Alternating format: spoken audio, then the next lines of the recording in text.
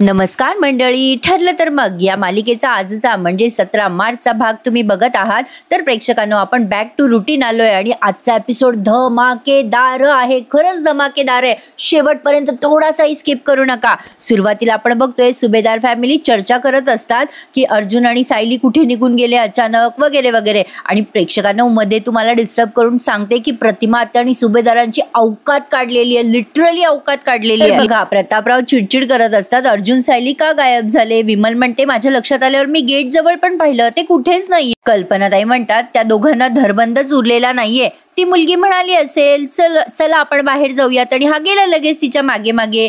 त्यावर प्रतिमा आत्या म्हणतात, अगं कल्पना, तुझ्या रागाच्या भरात तू अर्जुनवर पण आरोप करतेस ग. ते दोघे असे अचानक निघून गेले, त्यामागे काहीतरी कारण असेल. असं वागणार नाहीत ग ते दोघे जण. त्यावर पूर्णाजी म्हणतात, काय ग प्रतिमा, तुझी लाडकी सायली तुला सांगून गेली का. मग प्रतिमा त्या म्हणतात, नाही सांगून नाही गेली ती, पण ती बेजबाबदार नक्कीच नाहीये. पूर्णाजी म्हणतात, अगं प्रतिमा, तू भोळी आहेस ना, म्हणून तुला काही कळत नाही बघ. अश्विन मध्येच विचारतो, अगं प्रतिमा, त्या तन्वीचा फोन आला होता का ग. प्रतिमा त्या म्हणतात, हो, नागराज भाऊजींनी कळवलं मगाशीच, त्यांना काहीतरी काम होतं म्हणून ते दोघे कुठेतरी गेलेत. आता लगेच कल्पनाताई म्हणतात, हे असं कळवायचं असतं घरी फोन करून, पण आपल्या अर्जुनला काही कळत नाही. मागे सुद्धा रात्रभर घराच्या बाहेर होता तो. आता कल्पनाताईंनी असं सांगितल्यावर पूर्णाजी काळजीने म्हणतात, काय रात्रभर. अगं बाई, रात्रभर घरी आला नाही, तू मला सांगितलं नाहीस कल्पना, कुठे गेला होता तो. कल्पनाताई म्हणतात, आओ पूर्णाई, काय झालं, तुम्ही तिकडे होतात ना माई मावशींकडे, तुम्हाला काळजी वाटेल म्हणून आम्ही सांगितलं नाही काय तुम्हाला. ऍक्च्युली कल्पनाताई जरा फ्लो मध्ये बोलून गेल्यात. पण आता मात्र प्रतापराव म्हणतात, काळजी वाटते आपल्याला, पण काय उपयोग आहे आपल्या काळजीचा, हल्ली अर्जुन आपलं काही ऐकत नाही. मग पूर्णाजी म्हणतात, प्रताप, काळजी नको करूस, त्याने कितीही बायकोची बाजू घेतली ना तरी ते शेवटी आपलं रक्त आहे, ते वळेलच आपल्याकडे. तू फोन लाव बरं अर्जुनला, लाव फोन. आता हे फोन लावणार तेवढ्यात अर्जुन आणि सायली दारात हजर आहे. आता अश्विन हळूच म्हणतो, घ्या आले एकदाचे. आता हे सगळे जण अर्जुनकडे बघतायत बरं का. आणि प्रेक्षकांनो, आज कसला खतरनाक एपिसोड आहे, जबरदस्त. अर्जुन आल्या आल्या पूर्णाजी त्याला कुचकं कचकं बोलायला लागतात आणि म्हणतात, वा, सणासुदीच्या दिवशी नाचायचं गायचं आणि अचानक गायब व्हायचं, हेच शिकवलंय का तुला. मग प्रतापराव म्हणतात, रात्रभर गायब नव्हतास बाबा, हे आमचं नशीब. पण प्रतिमा आत्या अगदी प्रेमाने विचारतात, सायली बेटा, अगं न सांगता कुठे निघून गेला होतात तुम्ही दोघे जण, इथे सगळे जण काळजी करत होते. अगं बेटा, तुझ्या लक्षात नाही आलं का हे. आता त्या इतकं गोड बोलतात बरं का. पण आता सायली रडूनच म्हणते, लक्षात आलं होतं प्रतिमा आत्या, पण आम्ही मधुभाऊंना आणायला गेलो होतो आणि या गडबडीमध्ये फोन करायचं राहून गेलं. अर्जुन म्हणतो, ते खूप मोठ्या प्रॉब्लेम मध्ये होते आणि त्यांना प्रोटेक्ट करणं गरजेचं होतं आणि म्हणूनच आम्हाला तिकडे जावं लागलं आणि त्यांना आम्ही इथे घेऊन आलोय. असं म्हणल्यावर सगळ्या सुभेदारांचे डोळे असे वटारलेत, मधुभाऊंना इथे आणले तेही त्यांना न सांगता. अरे प्रेक्षकांनो, आज अमेझिंग डायलॉग आहे. आज तर तुम्ही एक एक लाईक करणारच 100%. आता मधुभाऊंना घेऊन येते सायली. मधुभाऊ समोर आल्यानंतर सगळेच्या सगळे सुभेदार मधुभाऊंकडे रागाने बघायला लागतात. मधुभाऊंना बिचाऱ्यांना ऑलरेडी कानकोंड होतंय. प्रतापराव अर्जुनकडे आणि मधुभाऊंकडे रागाने बघताय, पण इकडे मात्र महिपत संतापलाय, भयंकर संतापलाय. आज तर मला महिपतची भीती वाटली प्रेक्षकांनो. महिपतने आता प्रियाला टांबून ठेवलंय आणि नागराजला म्हणतोय, नागराज शेठ, पक्षी उडाला, उडाला पक्षी, धरला होता हो पण उडाला, कळलं का. एका बिंडोक पोरीनं बोंबा बोंब केली गावभर आणि पक्षी उडाला. हा पक्षी, हा पिंजरा, बघा बघा बघा, लोक आले आणि घेऊन गेले पक्षाला, गेला पक्षी, उडाला नागराज शेठ, पक्षी उडाला. त्या बिंडोक पोरीचं नाव काय हो नागराज शेठ, काय नाव काय तिचं. मग नागराज म्हणतो, बिंडोक म्हणल्यावर आणखीन कोण असणार आहे, प्रिया मधुकर. अण्णा प्रचंड संतापलेला आहे प्रेक्षकांनो. प्रिया आता रडत असते आणि म्हणत असते, अण्णा शेठ, मी मुद्दाम नाही केलं, मी कधी भांग प्यायले, कोणाला काय बोलले, मला काही आठवत नाहीये हो अण्णा शेठ. आता अण्णा एकदम तिच्या अंगावर असा पडतो बरं का प्रेक्षकांनो. आता तिला खुर्चीला बांधलेलं आहे. अण्णा असा तिच्या जवळ येतो, खूप जवळ. प्रिया आता खूप घाबरलेली असते महिपतला. महिपत प्रियाकडे राग बघतोय आणि म्हणतोय, नागराज शेठ, गाणं लावा, गाणं. नागराज म्हणतो, काय बोलतोयस तू महिपत. आता महिपत म्हणतो, गाणं लावायचं, असं ढिंच्याक गाणं लावायचं ना, जेव्हा मी हिची कवटी फोडल तेव्हा लोकांना हिची कवटी फुटायचा आवाज नाही आला पाहिजे. नागराज शेठ, ढिंच्याक गाणं लावायचं. आणि हा नागराज शेठ, मराठी गाणं लावायचं बरं का. आपली मातृभाषा मराठी आहे बरं का. अय, तुझी कुठली आहे मातृभाषा, तो प्रियाला विचारतोय. प्रिया म्हणते मराठी तिला बोलता सुद्धा येत नाहीये, एवढी घाबरली आहे ती आता.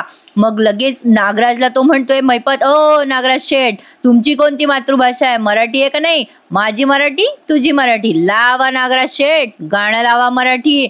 आता प्रिया म्हणत असे, नाव अण्णा सर मी मुद्दाम नाही केलंय हो, मी खरं सांगते तुम्हाला, हे बघा मला जाऊ द्या हो, अहो मला नव्हतं माहिती हो हे सगळं असं होईल, मी गोळी मारणे इतकं काहीच केलेलं नाहीये, माझा काय दोष आहे हो, काय दोष आहे? आता असं शेवटचं वाक्य ती मोठ्याने ओरडून बोलते महिपतला. त्यामुळे महिपत तिच्याकडे आणखीन रागाने बघतोय. म्हटलं ना प्रेक्षकांनो, खतरनाक एपिसोड म्हणतात ना तो हा असा आहे. आता त्यांनी मध्ये पुन्हा अर्जुन आणि सायलीचा सीन दाखवलाय, तो सीन सुद्धा जबरदस्त दाखवलाय. आता अर्जुन पूर्णाजीला रिक्वेस्ट करतो, अगं पूर्णाजी, अगं काही दिवस मधुभाऊंना इथे राहू द्या, आपल्याकडेच राहतील ते आता काही दिवस. असं म्हणल्यावर सगळेच्या सगळे सुभेदार रागाने बघायला लागतात अर्जुन सायलीकडे. पण पूर्णाजी म्हणतात, हे तू एकट्याने कसं काय ठरवलंस अर्जुन, घर तुझ्या एकट्याचं नाहीये.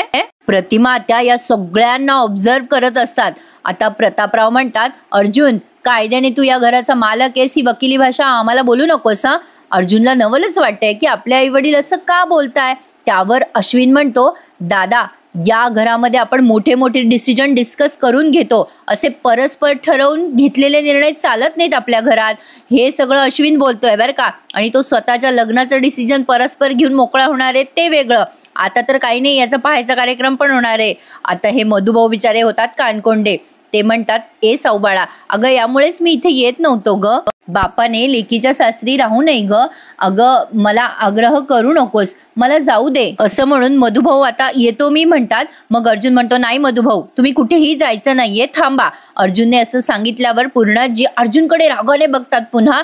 कसला अमेझिंग सीन रंगवलाय प्रेक्षकांनो. मधुभाऊ म्हणतात, जावई बापू मला आग्रह करू नका, जाऊ द्या मला. सायली म्हणते, असं काय करताय मधुभाऊ, बाहेर काय परिस्थिती आहे तुम्हाला माहितीये ना, तुम्ही नका ना जाऊ इथनं. सायली अशी केविलवाणे मधुभाऊंना म्हणते, तरी सुद्धा कोणालाच म्हणजे एकाही सुभेदाराला मायेचा पाझर फुटलेला नाहीये. सायली म्हणते, घरात कोणी राहायचं आणि कोणी नाही हे सगळे मिळूनच ठरवतो आपण, पण सध्या मधुभाऊंवरती खूप मोठं संकट आहे, त्यांच्या जीवाचं संकट, आणि म्हणूनच मी सगळ्यांना हात जोडून विनंती करतेय, काही दिवस माझ्या मधुभाऊंना इथे राहू द्या. सायली अगदी केविलवाणे हात जोडून विनंती करत असताना सुद्धा एकही सुभेदार तिच्या रिक्वेस्टला म्हणजे हो म्हणत नाहीये. मग अर्जुन ते बघतो, पण सायलीला म्हणतो, हे बघा सायली, तुमच्या वडिलांना या घरात राहायचा पूर्ण हक्क आहे, तुम्ही असे हात जोडू नका. आता हा सीन झाल्यावर पुन्हा एकदा महिपतचा सीन त्यांनी दाखवलाय आणि हा सीन अतिशय भयंकर आहे प्रेक्षकांनो, अंगावर काटा आल्याशिवाय राहणार नाहीये. महिपत नागराजवर चिडतो आणि म्हणतो, आता काय तुमचं कातडं काढून त्याचा ढोल बनवून बडवू का,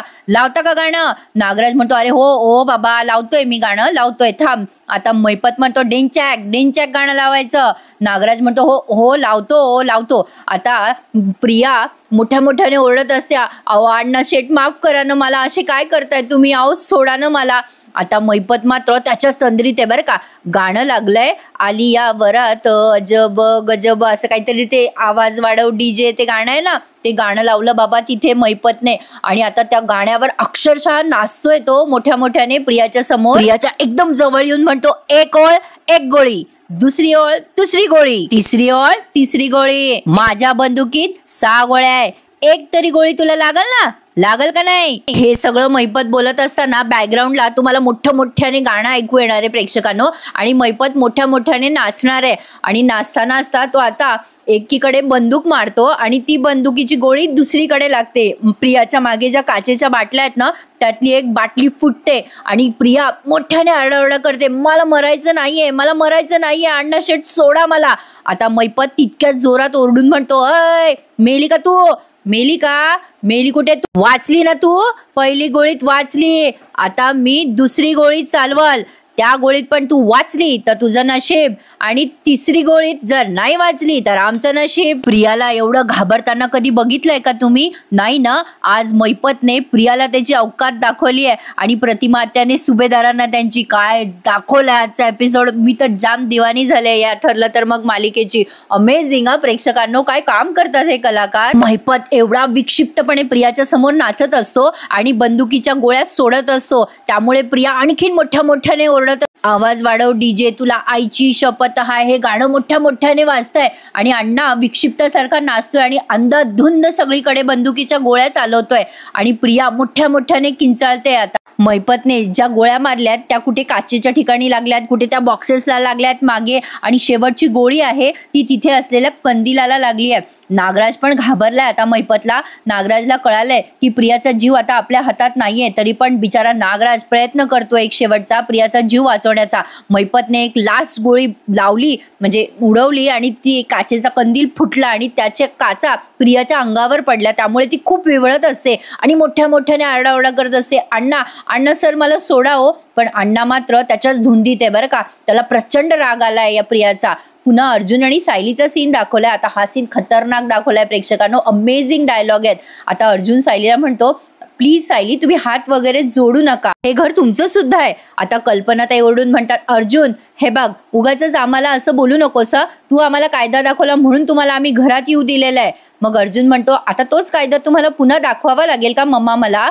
आता कल्पनाताई त्याच्याकडे रागाने बघतात. मधुभाऊंना वाटतं आपल्यामुळे घरामध्ये वाद नको. सायलीला म्हणतात, अगं सायली मला जाऊ दे बेटा, उगीच माझ्यामुळे तुमच्या घरात कलह होत असेल तर ते सहन नाही होणार ग मला. सायली म्हणते, असं काय करता मधुभाऊ, तुम्ही बाहेर गेलात तर तुमच्या जीवाला धोका आहे ना. प्रेक्षकांनो इथून पुढचे डायलॉग काळजीपूर्वक ऐका. पूर्णाजी म्हणतात, अगं तोच धोका तू आमच्या घरात घेऊन आली आहेस असं नाही वाटत का तुला.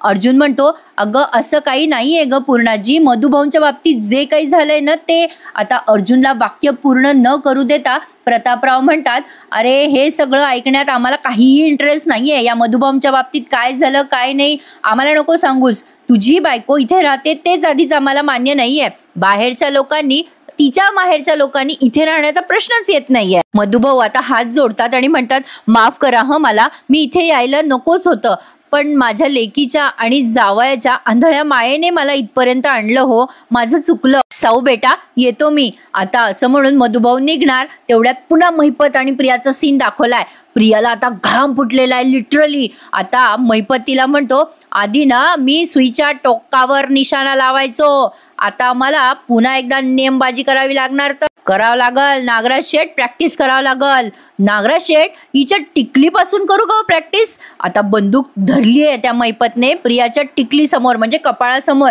नागराज म्हणत असतो, अरे काय करतोयस महिपत, शांत हो. प्रिया म्हणत असे, नको नको नको महिपत, नको महिपत शेठ थांबा. आता मोठ्याने ओरडते प्रिया, काका यांना थांबवा थांबवा काका प्लीज. महिपतने लिटरली शेवटची गोळी राहिलेली प्रियावरती अशी धरलेली असते. शेवटी नागराज म्हणतो, अरे महिपत, अरे शांत हो ना बाबा, मला कबूल आहे ही पोरगी मूर्ख आहे, पण ही पोरगी आपल्या कामाची आहे रे महिपत. अरे थोडा विचार कर, हिला काही झालं तर आपला प्रॉब्लेम होईल. अरे किल्लेदारची पोरगी आहे, अरे पोलीस मागे लागतील रे आपल्या. महिपत म्हणतो, नागराज शेठ हा महिपत घाबरत नसतो कोणाच्या बापाला.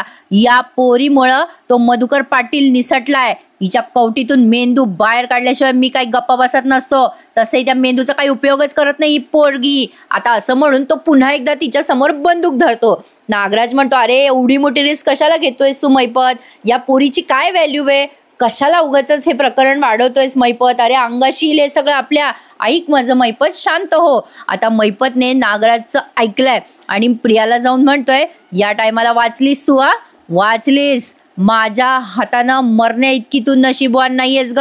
याची नुकसान भरपाई तुला करावं लागल. करशील का नाही नुकसान भरपाई. आता प्रिया मोठ्याने ओरडते कारण त्या महिपतने पुन्हा एकदा तिथे तिच्या मागे असलेली काचेची बाटली फोडली आहे. प्रिया मोठ्याने ओरडते आणि म्हणते, हो हो करेल करेल करेल. आता मात्र महिपत तिथून निघून गेलाय. त्याच्या रागावर ताबा ठेवून तो गेलाय. आता नागराज प्रियाकडे बघतोय आणि प्रिया अशी तिथे बसलेलीच आहे अजूनही बिचारी. प्रियाला कळलंय की महिपत किती डेंजर माणूस आहे, त्यामुळे प्रिया आता कुठलीही चूक करणार नाही असं दिसतंय खरी प्रेक्षकांनो. पण काय रंगवलाय नाही सीन, मला तर जबरदस्त वाटला. पुन्हा सायली आणि अर्जुनचा सीन दाखवलाय. आता सायली मधुभाऊंना म्हणते, थांबा मधुभाऊ, मी तुम्हाला इथून जा असं सांगेपर्यंत इथून जाऊ नका.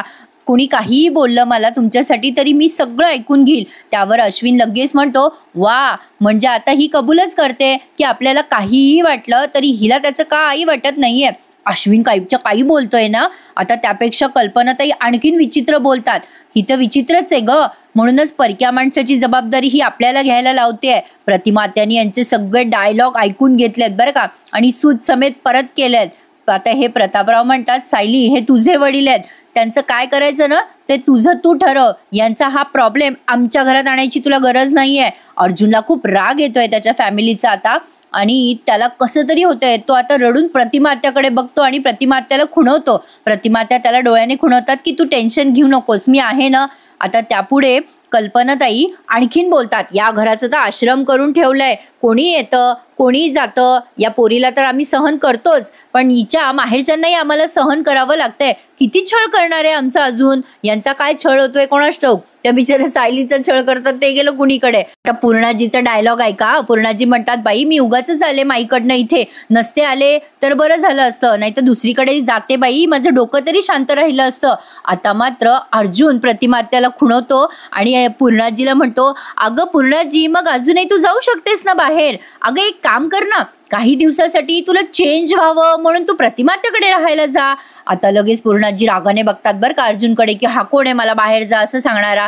अर्जुन म्हणतो, अगं पूर्णाजी मला पण तुझ्या समोर हे असले वाद नकोय ग. आता प्रतिमात्या बघतात बरं का अर्जुनकडे. आत्तेबाचे एक असतात म्हणतात ना ते असं प्रेक्षकांनो. अर्जुन म्हणतो, ए प्रतिमात्या तू पूर्णाजीला तुझ्या घरी नेशील का, जरा बरं वाटेल ग माझ्या पूर्णाजीला. सायली अर्जुनकडे बघतच राहते, असं काय बोलताय हे. मग प्रतिमात्या काय उत्तर देतात. प्रतिमात्या म्हणतात, अरे अर्जुन नेलं असतं रे मी पूर्णाईला, पण सध्या ना जरा कठीणच वाटतंय रे मला. आता त्या पूर्णाजी हर्ट होतात ना, आपल्या लेकीने नाही म्हणलं न्यायला. लगेच पूर्णाजी रडतात आणि म्हणतात, अगं प्रतिमा तसं मी तुझ्याकडे आले नसते ग बाई, पण मला वाटलं की तू आनंदाने तयार होशील मला तुझ्या घरी घेऊन जायला. मग पूर्णाजी असं बोलल्यानंतर प्रतिमात्या म्हणतात, अहो पूर्णाई मला तर आनंदच होईल तुम्ही आलात माझ्या घरी तर, पण रविराज किती चिडलेत सध्या तुम्हाला माहिती आहे ना. नाही म्हणजे मी तुम्हाला माझ्या घरी घेऊन गेले आणि रविराजने तुमची काही किंमत नाही ठेवली तर त्यांची किंमत जावई म्हणून कमी नाही होणार का. वा प्रेक्षकांनो काय उत्तर दिलंय प्रतिमात्याने. पुढे त्या म्हणतात, मला हे आवडणार नाही हो पूर्णाई. म्हणजे आता लगेच त्या पुढे काही बोलणार तेवढ्यात कल्पनाताई म्हणतात, अगं प्रतिमा रविराज भाऊजी असा त्यांचा राग पूर्णाईवर काढणार नाही ग. प्रतिमा त्या आता सुरेख उत्तर देत म्हणतात, अगं हो ग कल्पना, आहेच त्यांचं मन मोठं, पण काय आहे ना मोठ्या मनाची माणसं सुद्धा रागाच्या भरात कशी वागतील हे सांगता येत नाही ना. रविराजांना असंही वाटू शकतं की मी त्यांना परक्या माणसांची जबाबदारी घ्यायला सांगते. आता हे उत्तर ऐकल्यावर प्रतिमात्याकडे सगळे बघतच राहतात. लगेच पूर्णाजी म्हणतात, परक माणूस आणि मी. मग पूर्णाजी असं बोलल्यानंतर लगेच प्रतिमा म्हणते, मी तर तुम्हाला माझी आईच मानते हो पूर्णाई, पण रविराज असं बोलू शकतात ना की ती तुझी आई आहे, तिचा काही प्रॉब्लेम झाला तर तुझं तू बघ. आता प्रतिमात्याने हे उत्तर दिल्यानंतर प्रतापराव बघतच राहतात प्रतिमात्याकडे. पुढे प्रतिमात्या म्हणतात, रविराज असंही म्हणतील ना की तुझ्या आईचा प्रॉब्लेम आपल्या घरापर्यंत आणू नकोस, आपल्या घरात कोणी येतंय कोणी जाते हे मला चालणार नाही असं जर रविराज मला बोलले तर. आता मात्र अर्जुन आणि सायलीला कळलंय की प्रतिमात्या यांना कुचकं काचकं बोलताय. मग अश्विन म्हणतो, नाही नाही रविराज काका असं कधीच बोलणार. म्हणतात, नाही नाही रविराज असं कधीच बोलणार नाही आणि मुळात ना रविराज खूप समजूतदार आहे, तुझी माहेरची माणसं ही त्याची जबाबदारी आहे हे त्याला फार चांगलं कळतं. म्हणजे यांच्या उत्तरातच यांचं उत्तर दडलेलं आहे हे प्रतिमात्याने अगदी सुरेख पद्धतीने समजवलं. त्यावर कल्पना पुन्हा म्हणते, अगं रविराज भाऊजी खूप संस्कारी आहेत ग, तुझ्या मानलेल्या आईला पण ते आपलं मानतात. मग अर्जुन म्हणतो, मग सुभेदार फॅमिलीचे संस्कार कुठे गेलेत. सुभेदार फॅमिली संस्कारी नाहीये, ते स्वतःच्या सुनेच्या मानलेल्या वडिलांना आपलं मानू शकत नाहीत का. अर्जुनने काय उत्तर दिलंय प्रेक्षकांनो, एकदम सडेतोड. आता सुभेदार बघतच राहतात. मग प्रतिमाता यांना उत्तर देतात, पूर्णाई मी आता तुम्हाला जे काही बोलले ते खटकलं ना तुम्हाला. रविराज इतका कोता विचार कसं काय करू शकता असं तुमच्या मनाला वाटलंच असेल ना. मग आपण सुद्धा मधुभाऊंच्या बाबतीत अगदी तसंच वागतोय असं नाही का तुमच्या लक्षात येते पूर्णाई. आता पूर्णाजीला खूपच असं म्हणजे गिल्टी फील होतं बरं का. मग अर्जुन म्हणतो, सुभेदार आणि किल्लेदारमध्ये प्रॉब्लेम आहेत, पण सुभेदारवर कुठलंही संकट आलं ना तर आय एम व्हेरी शुअर माझा सिनियर आपल्या बाजूनेच उभं राहणार अशी खात्री पाहिजे प्रेक्षकांनो आपल्या माणसाबद्दल. अर्जुन म्हणतो, यालाच म्हणतात चांगली फॅमिली, हो की नाही पूर्णाजी. माझं काही चुकलं का गं बोलण्यात. आता हे सगळे सुभेदार बघतच राहतात बरं का अर्जुनकडे. अर्जुन पुढे म्हणतो, हीच चांगली फॅमिली आपण का बनवू शकत नाही, आपण का एवढे इगो ठेवतोय एकमेकांमध्ये. मात्या म्हणतात, पूर्णाई कल्पना आणि प्रताप यानंतर निर्णय तुम्हाला घ्यायचा आहे आणि तसंही पूर्णाई माझ्या घराची दारं तुमच्यासाठी नेहमी उघडी असतील, काळजी करू नका. काय सुरेख उत्तर दिले प्रेक्षकांनो प्रतिमात्याने. लेक असावी ना तर अशी समज. प्रतिमात्या पुढे म्हणतात, या बाबतीत तुमचा नसेल इतका माझा रविराजांवर पूर्ण विश्वास आहे पूर्णाई. किल्लेदारांच्या घरामध्ये व्याह्यांचा अपमान कधीच होणार नाही आणि तो सुभेदारांच्या घरातही होऊ नये असं वाटतंय मला. आता शेवटचे वाक्य त्या असं बोलतात आणि त्यांच्या डोळ्यात पाणी येतं. पूर्णाजीला कळलंय की त्यांची काय चूक झाली आहे, पण अजूनही प्रतापराव आणि कल्पना काही सुधारलेले नाहीयेत. अर्जुनलाही समजलंय बरं का की त्याच्या आत्याने त्याची बाजू समर्थपणे मांडली आहे. अर्जुन म्हणतो, आता कोणाला काही बोलायचंय का, काही शिल्लक राहिलंय का. सगळे एकमेकांकडे बघायला लागतात. आता पूर्णाजीला कसं तरी होतं बरं का. मग ही सायली म्हणते, मग मी असं समजू का की तुम्हा सगळ्यांचा होकार आहे. मग आता पूर्णाजी कल्पना एकमेकांकडे बघतात. यांना उत्तर द्यायला सुद्धा तोंड राहिलेलं नाही. सगळ्या सुभेदारांनी मान खाली घातलेली असते. अर्जुन म्हणतो, हो सायली, मी सांगतो तुम्हाला, मधुभाऊ इथेच राहतील आणि विमल आउट हाऊस तयार कर. मधुभाऊंना तिथे राहायची जागा कर व्यवस्थित. आता विमल म्हणते, हो दादा. आता विमल गेली आहे तिकडे आउट हाऊसमध्ये. आता विमल आणि मधुभाऊ आउट हाऊसमध्ये गेल्यानंतर अर्जुन सगळ्या सुभेदारांना जरा ओरडतोच, म्हणजे समजूनही सांगतो आणि ओरडतो पण. आणि तो म्हणतो, तुम्हा सगळ्यांना माहिती आहे, कळतंय तुम्हा सगळ्यांना, मधुभाऊंचा असा अपमान करायला नको होता तुम्ही, पण तुम्ही कोणीही कबूल करणार नाही ते, कारण तुमचा ना इगो मध्ये येतोय. अश्विन म्हणतो, इगो? त्यावर अर्जुन म्हणतो, हो रे अश्विन, इगोज मध्ये आलाय.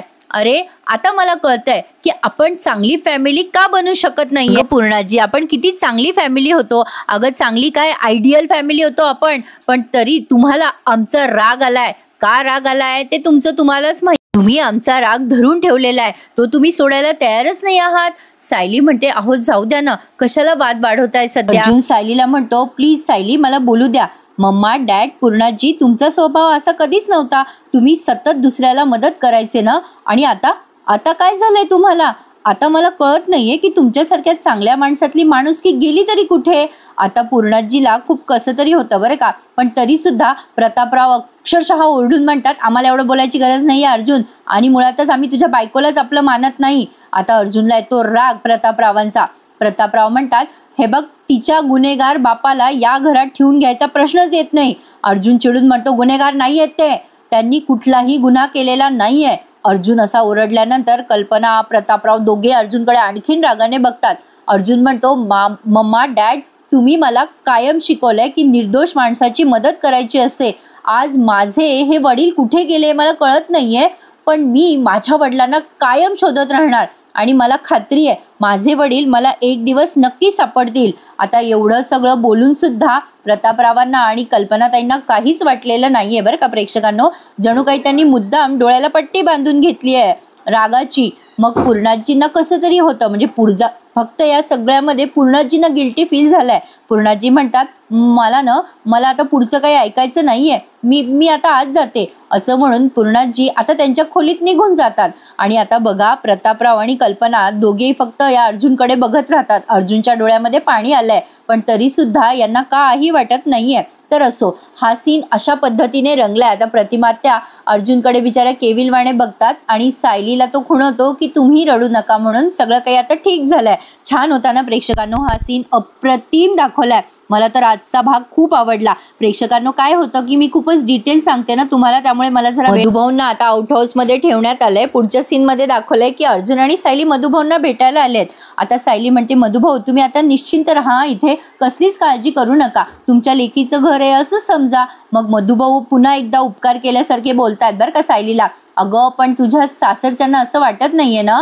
मग अर्जुन म्हणतो, मधुभाऊ तुम्ही का विचार करताय एवढा त्यांचा, मी दिले की नाही उत्तर त्यांना. मग मधुभाऊ म्हणतात, पण आपल्या कुटुंबाला अशा पद्धतीने बोलायची वेळ कोणावर येऊ नये हो जावाई बापू. एक सांगू का, तुम्ही सगळ्यांना म्हणजे घरातल्या तुमच्या सगळ्यांना माझ्यासाठी नाराज करू नका हो. सायली म्हणते, मधुभाऊ किती विचार करताय तुम्ही, एका घरात राहिल्यावर भांडण लागतंच, आणि मुळात ती माणसं खूप मायाळू आहेत, ती सध्या रागात येत एवढंच. मग अर्जुन म्हणतो, हे बघा मधुभाऊ तुम्ही आता रिलॅक्स करा, काहीही लागलं तर तुमच्या याच जावयाला हक्काने सांगा आणि सायली म्हणते, तुम्ही आराम करा मधुभाऊ, मी तुमच्यासाठी खायला आणते तुम्हाला आता काय खायची इच्छा होत असेल हे मला माहिती आहे, मी आलेच असं म्हणून आता सायली निघून जाते आणि आता अर्जुनही मधुभाऊंना सांगतो की मधुभाऊ आराम करा असं म्हणून दोघे आता निघून गेलेत बरं का प्रेक्षकांनो. पण आता मधुभाऊंना टेन्शन आलंय, ओझं वाटतंय, लेकीकडे अशा पद्धतीने राहावं लागतंय वगैरे वगैरे. पण असो, आता हा भाग त्यांनी तुर्तास संपवलाय. पुढच्या भागामध्ये अर्जुनला खात्री असते की तो आपल्या घरात आहे, म्हणजे मधुभाऊ आपल्या घरात आहेत, मग महिपत काहीही करणार नाही आणि मधुभाऊ सेफ आहेत आता. पण सायलीला आता खरंच भीती वाटायला लागली आहे. ती म्हणते ठीक आहे मधुभाऊ सेफ आहेत, पण महिपत जर आपल्या घरापर्यंत आला मधुभाऊंना शोधत तर आपण आपल्या घरच्यांना धोक्यात तर नाही ना टाकलं हो. आता हे वाक्य ऐकल्यानंतर सायलीचं अर्जुनला अजून टेन्शन आलंय. आता अश्विनचा प्रॉपर पाहायचा कार्यक्रम झालेला आहे. पूर्णाजी आल्यात प्रतिमात्याकडे आणि प्रतिमात्याला म्हणतात अगं आम्ही तुझ्या परवानगीसाठी इथे आलोय. प्रतिमात्या म्हणतात कसली परवानगी? मग पूर्णाजी म्हणतात आम्ही तन्वीला मागणी घालायसाठी आलोय, अश्विनसाठी. आता असं बोलल्यानंतर प्रतिमात्या शॉक झाल्यात ना. अश्विन आता बघतच राहतो या तन्वीकडे. प्रेक्षकांनो पुढे काय होईल याची उत्कंठा वाढली, माझी तर उत्सुकता फार वाढली आहे. तर नक्की चॅनलला सबस्क्राईब करा, कमेंट करून सांगा मला आजचा भाग कसा वाटला तुम्हाला. आता बॅक टू रुटीन आलोय, त्यामुळे सकाळी या मालिकेचे भाग वेळेवर येतील अशी अपेक्षा करूयात. आजचा भाग कसा वाटला नक्की सांगा. भेटूयात पुढच्या भागामध्ये, इंटरेस्टिंग अशा भागामध्ये. तोपर्यंत टेक केअर, धन्यवाद.